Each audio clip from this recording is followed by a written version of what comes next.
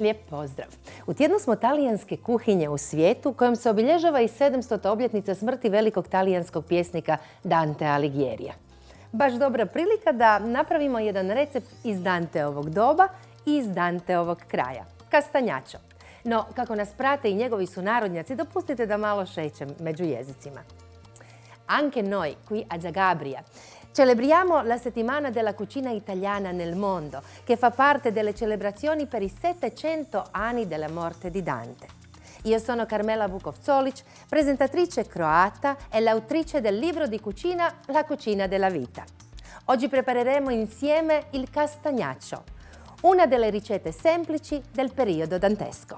Castagnaccio je sirotinsko jelo kućine povere, za koje vam treba tek nekoliko sastojaka.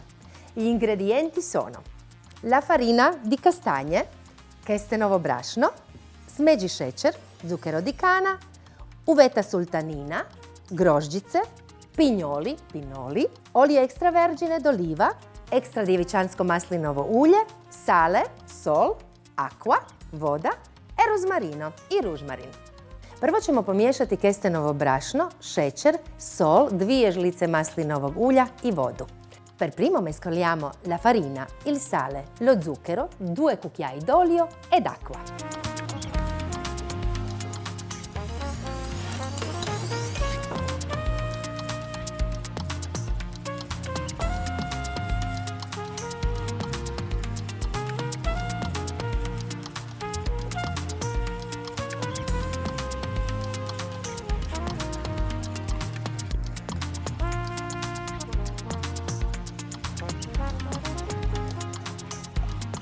Adesso uniamo l'uvetta e i pinoli. Sad ćemo dodati grožđice koje smo prethodno namočili u vodi i pinjole.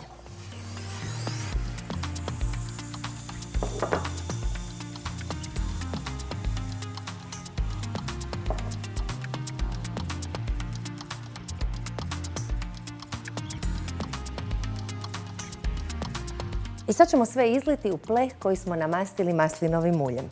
E poi versiamo tutto nella teglia unta con un cucchiaio d'olio.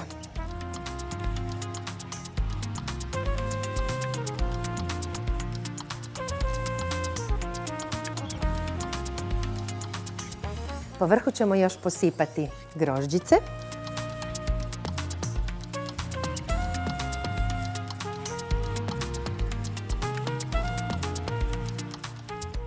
Pinjole.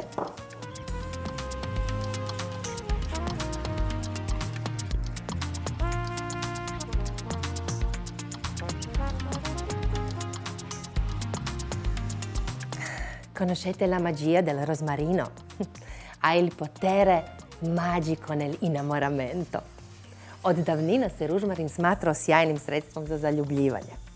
Dodat ćemo ga još malo više.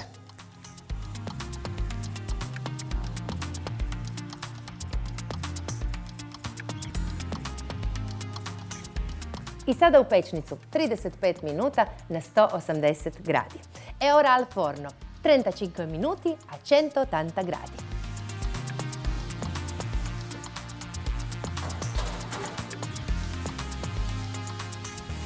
Castagnaccio è buono anche servito con la ricotta fresca mescolata con un po' di miele. Castagnaccio kušajte i sa svježom rikotom pomiješanom s malo meda. Buonissimo. Questo è veramente il dolce stil nuovo. Kušajte i vi.